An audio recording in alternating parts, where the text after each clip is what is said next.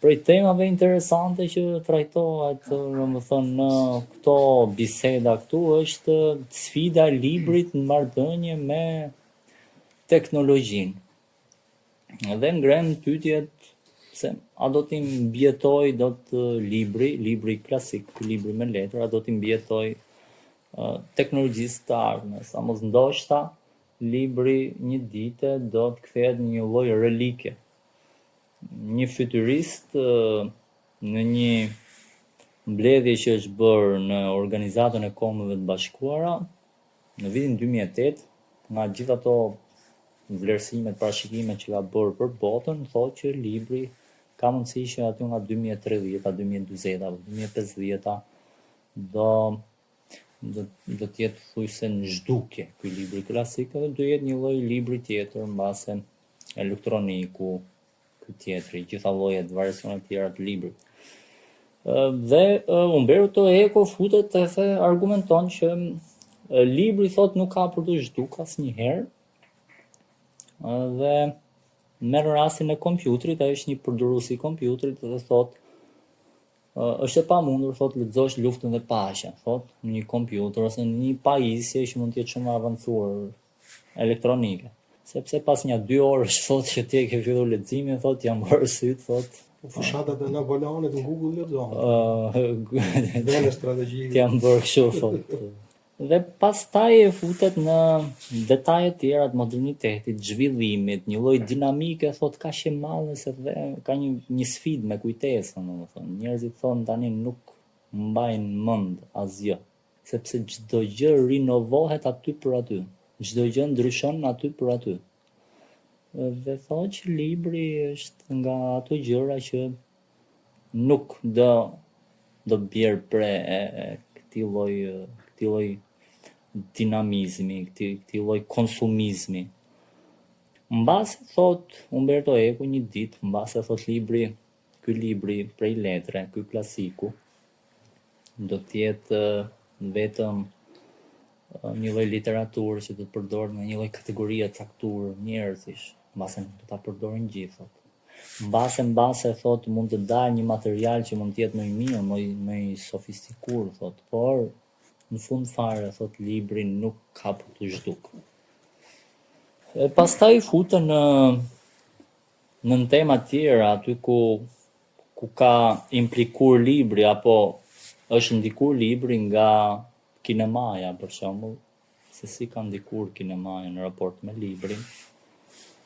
Flet ky Jean-Claude Carrière, ky është regjisor, ju e keni skenarist, po. Flet me ato termat e kinematografisë, se si ka ndikur, qoftë tek raporti i librit me filmin, dhe bëjnë disa lloj krahasimesh, si ishte libri, si u realizu filmi. Këtu marrim për shembull edhe librin me këtë si rast, këtë remarkën. Ai ka një libër, më duket se Azjeri nga fronti i perëndimit, që nga 2 filma më duket se deri në atë kohë janë realizuar. Tani ka dalë një treti apo i katëri, nuk e di kush ka qenë. Por disa bëjnë kritika për realizimin e tjera me radhë.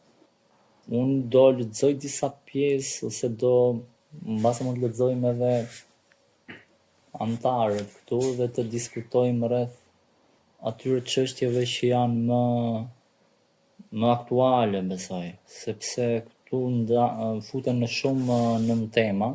Për lexoj këtë të Umberto Eco, a do të zhduket libri, të lexoj një pjesë që është shumë interesante dhe pastaj do kaloj tek Jean-Claude Carrière. Pasi përmend Jean-Claude Carrière për këtë futuristin që bën këto parashikimet e mëdha, ku ndër tjera është edhe libri, dhe dukuria domethënë me zhdukjes librit. Dhe thot Umberto Eco, a do zhduket libri, thot, nga shpikja, nga teknologjia, nga interneti. Unë thot për këtë kam shkruar, thot, dikur, thot. Dhe është një pyetje me vend. Këtu e tutje, thot, sa herë më kërkojnë të shprehem, s'mund të bëj gjë tjetër veç ta rishkruaj të njëjtin tekst që unë kam shkruar dikur.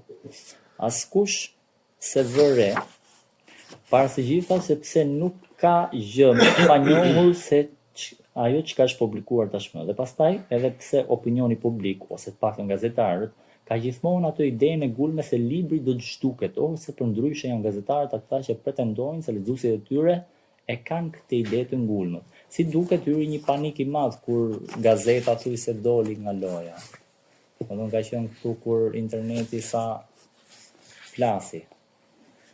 Në të vërtetë thot ka shumë pak gjëra për të thënë për këtë temë. Me internetin ne jemi kthyer në epokën alfabetike.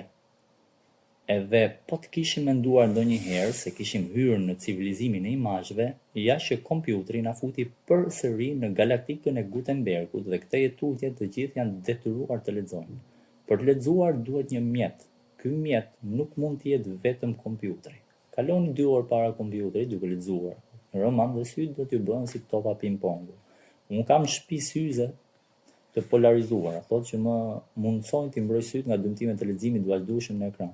Nga ana tjetër, kompjuteri varet nga elektrisiteti dhe kësaj nuk mund të lexosh në vask dhe as i shtrirë brintas në shtrat. Libri pra paraqitet si një mjet më elastik. Nga të dyja, njërën, ose libri do të mbetet mjeti i leximit, ose për ndryshe do të ekzistojë diçka që do t'i shëmbullej asaj çka libri nuk ka rreshtur së qeni. Madje edhe përpara shpikjes së shtypshkronjës. Variacionet rreth objektit libër nuk e kanë zhduar funksionin e ati, as sintaksën qysh prej më shumë se 500 vjetësh. Libri është si luga, çekiçi, rrota ose gushëra. Pasi keni shpikur një herë, ju nuk mund të bëni një version më të mirë. Projektuesit po përpiqen ta përmirësojnë për shembull tapnxjerrësin. Thot, po pa sukses sot. Philip Sturk thot është përpjekur të sjellë risi tek shtrysja e limonit, por shtrysja e tij, për të rritur një farë për sosmëria sitike, i lë të kalojnë farat. Libri e ka kaluar provën dhe nuk e dim se si për të njëjtën përdorim mund bëjmë diçka më të mirë se libri.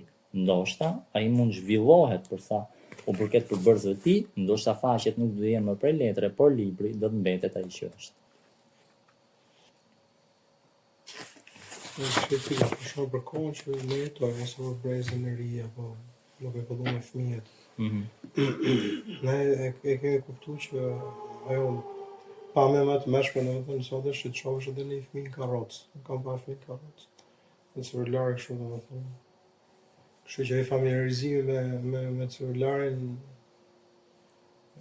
largon akoma shumë nga libri. Pavarësisht se nesër do vi momenti që ai do lexojë edhe në kompjuter apo në celular. Ka një studim për këtë gjë si kjo punë, po themi nxënësit e shkollave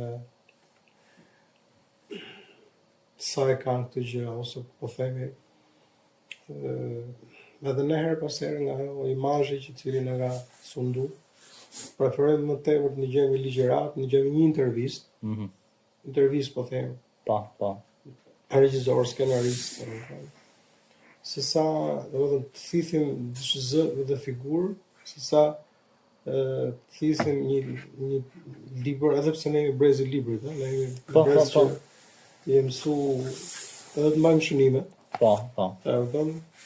Se kishte edhe munges libri. Pra, po kishte libër dhe munges libri, në kohë që s'kishim digitalizim. Kështu që kjo lloj dashurie thënë është shumë e madhe sepse ajo ta kesh librin poshtë plastiku, ta kesh librin herë ke barku, a kupton, herë ndryshosh pozicione. Ta marrësh me vete. Kështu që se ky lloj virusi ka prek dhe lexuesi. Dashuri e plot ajo. Nëse kjo është si është si masturbim. Mua tani për shembull te telefoni më del një lloj aplikacioni. S'arrim dot thithësh një botë shpirtërore me libra. Sepse nga që gjithë duan t'i bëjnë punën shpejt tani, po dhe leximin tani duan ta bëjnë shpejt. Do thonë nuk kam kohë. Po libri ka një kusht domosdoshëm. Nuk është numër që ti e lexon, do thonë thua që më kam lexuar kaq libra, e lexova për kaq libra. Libri duhet nxënë. Dhe libri po nuk e nxurë, është kot.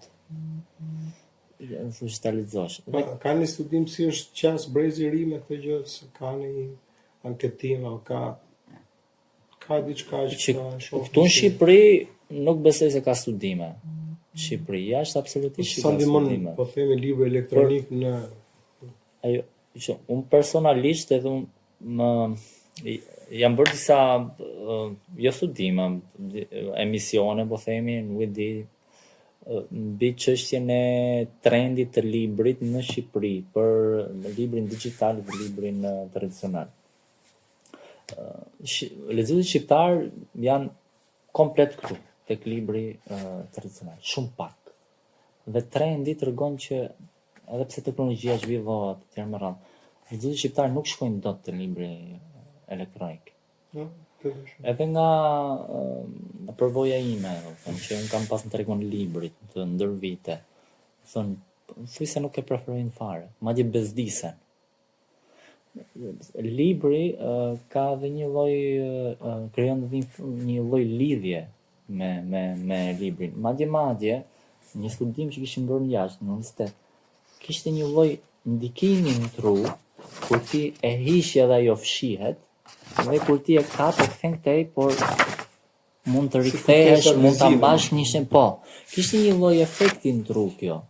Kishte më shumë i efektshëm kur ti e lexon këtu, e prek, tru i pales si e percepton, se sa kur ti e lexon te ajo pajisje elektronike dhe e bën me atë gishtin dhe ajo zhduket.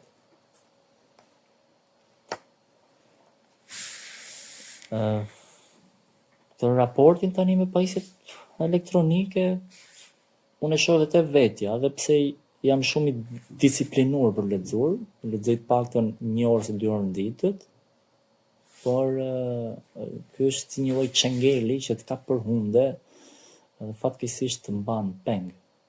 Është shumë i keq, të roboron. Pajisje shumë e keqe. Nuk e di se si do e menaxhojmë ne që një farë mënyre jemi kontaminuar pas adoleshencë, pas një lloj moshe pjekurie. Ky brez, kur thua ti ishim në karrocë, është si do ta menaxhosh? Tek këto botimet për fëmijë, trendin përgjithësi për librat për fëmijë janë këto librat vizatimor. Po me skica.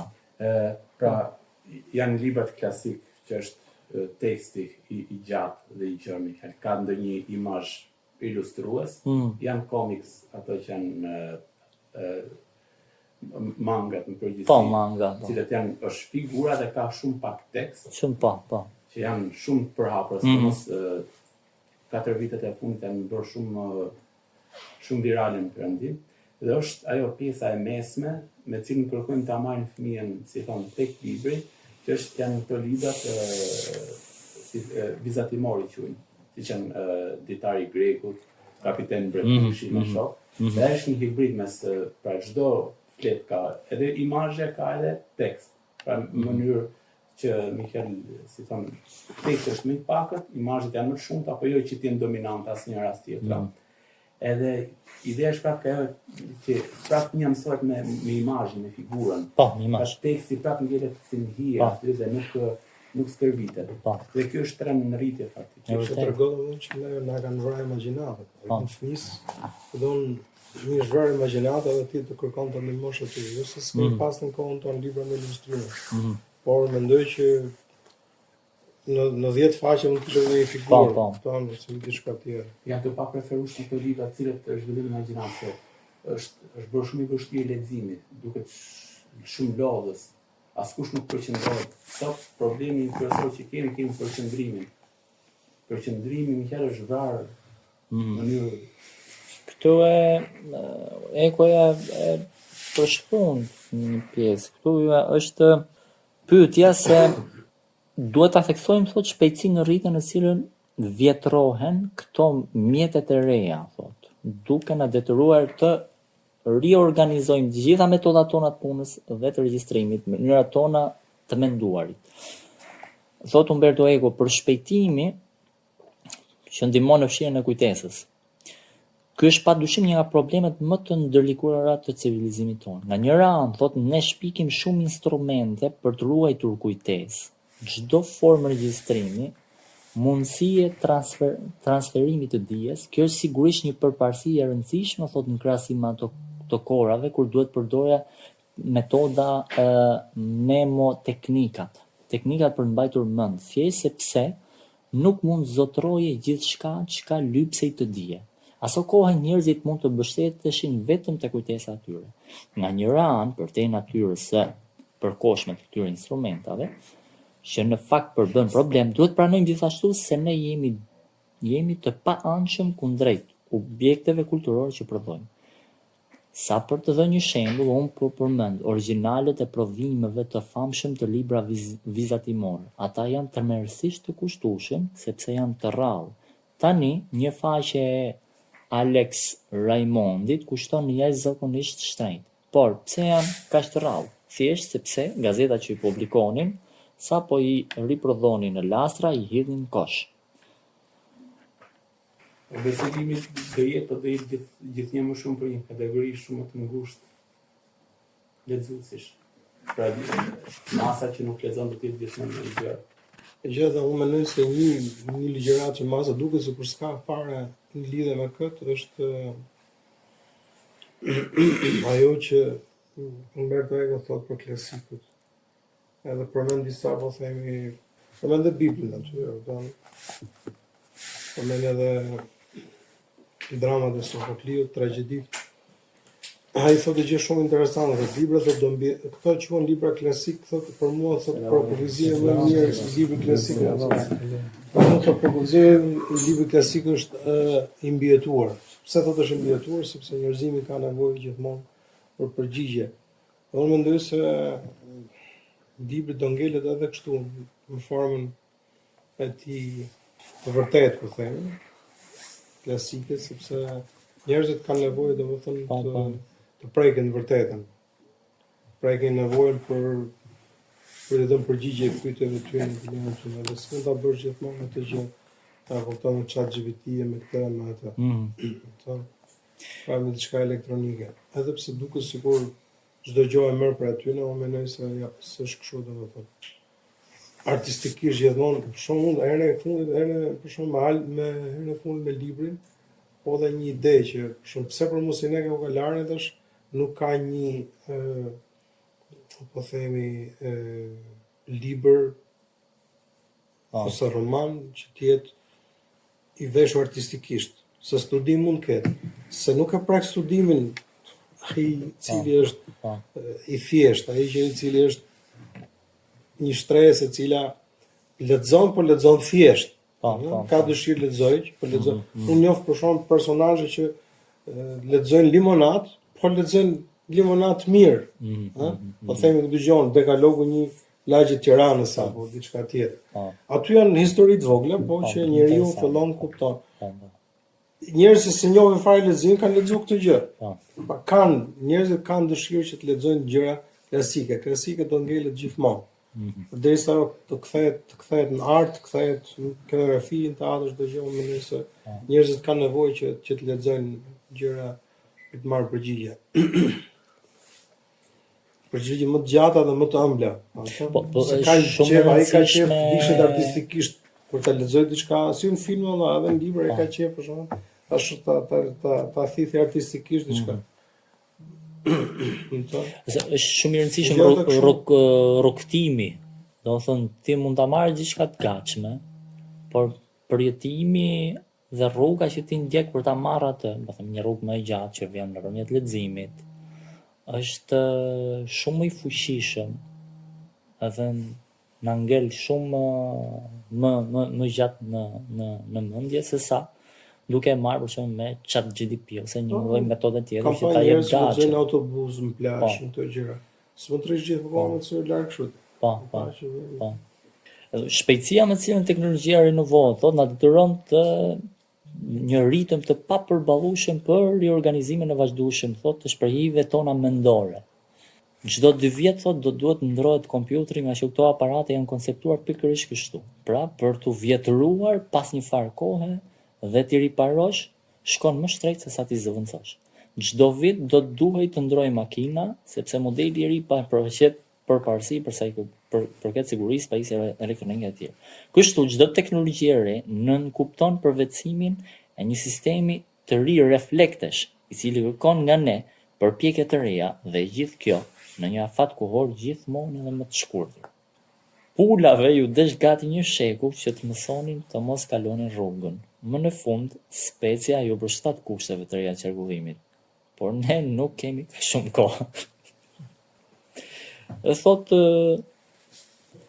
Jean-Claude, thot, a mund t'i përshtatemi vërtet një ritmi që sa vjen e përshpejtohet në mënyrë të kaq pa justifikueshme. Le të marrim shembullin e montazhit të imazheve thot në kinema thot. Arritëm një ritëm kaq shpejt me videoklipet saqë më shpejt nuk mund shkojmë. Përtej kësaj nuk do të shihnim më asgjë. E mora këtë shembull për treguar se në çfarë mënyrë një teknik krijoi gjuhën e vet dhe se si gjuha nga ana e saj e deklaroi teknikën të evolonte dhe në një mënyrë gjithmonë më të ngutshme dhe më të nxituar. Në filmat amerikan me aksion apo të quajtur të tillë që ne i shohim sot, asnjë plan nuk mund zgjas më shumë se 3 sekonda. Qëtë herë ka qenë ky fiksimi i kalimit shpejt. Është kthyer në një farë rregulle. Një njeri kthehet në shtëpi, hap derën, var pallton, nuk e kërcënon dhe sekuenca ndahet në 18 plane. Kur teknika të krijonte aksionin, sikur aksioni të ishte në vetë kamerën dhe jo në ato që na tregon. Në fillim kinemaja është një teknikë e thjeshtë. Vendos një kamera fikse dhe filmohet një skenë teatri. Aktorët hyjnë, bëjnë çka për të bërë dhe dalin. Pastaj shumë shpejt kuptojmë se duke vënë një kamera në një tren në lëvizje, imazhet kalojnë me shpejtësi në kamerë, pastaj në ekran. Kamera mund të zotrojë, të përpunojë dhe të riprodhojë një lëvizje. Pra, ajo ka nisur të lëviz në fillim me kujdes nëpër studio, pastaj pak nga pak bëhet personazh. Kthehet nga djatha, pastaj nga e majta, pastaj u desh të ngjiteshin të dyja imazhet e përfituara. Kështu, ky ishte fillimi i një gjuhe të re përmes montazhit. Ashtu si kundër letërsi, në kinema ne dallojmë një gjuhë të lartë, pompoze dhe shpejt bombastike, një gjuhë të zakonshme të rëndomt, madje dhe një dialekt. Ne dim gjithashtu, ashtu si kur thoshte Prusti për shkrimtarët e mëdhej, se çdo kinast i madh shpik të paktën pjesërisht gjuhën e vet. Ktu ishte një pjesë që ky e shpjegon nga ana kinematografike. Disha të kaloj tek ajo pjesa që preke ti Ed. Nga grafike, më thonë drejtën, filmet kanë evoluar dhe në forma, po themi, të teknikave, sepse ka pas teknologji. Po për shembull ka të çuditshëm për shembull një regjisor si ky Belatar, ky ka një film që është ky që ka fituar çmim Nobel tash. Tango Satanait. Po. Sa ora ka? Futja kot. Ky 7 orë gjysmë. Ç'është ky? 7 orë gjysmë. Hungarez. Po. Dhe ka Bardezi. Pa ndërprer. Po, pa ndërprer. Ai ka 7 orë gjysmë sepse ai çfarë bën, ai fikson. Ai fikson si në pikturë, fikson po themi skenën, fikson personazhin. Edhe këtë ka pas për shembull ky Tarkovski, që quhet poeti i kinemas. Po. Dhe ai çfarë bën? Ai fut këty meditimin, sa ai e di shumë mirë që efekti i shpejt është më tepër, do të thonë që ty të japi ankth. Ai do që ti të qetësosh meditosh. Por ai ka kap këtë idenë që mund të jetë një film, mund të jetë një libër. Në formë ndryshe. Edhe Bardezi e ka bë, edhe kur e kam pyet pse ti xhiron Bardezi, do filmi 2002 dhe xhiro Bardezi. Dhe çfarë do thotë Bardezi, sepse ty thotë ke bardha dhe ke zeza ka më shumë ngjyra se sa ke vetë ngjyra. Po. Teknika janë çuditshme. Po që gjithmonë sa e kapi kinematografia ka rrëshqit, po thënë letërsisë deri në atë pikë sa që del nga herë ky Alessandro Barbaro, ky historian, thotë se shoh thot filmin për Napoleonin, thotë një filan sken, asnjëherë s'jam përdor këto pushk, s'jam përdor këto topa, s'ka ekzistuar kjo uniform, kjo gjë, kupton?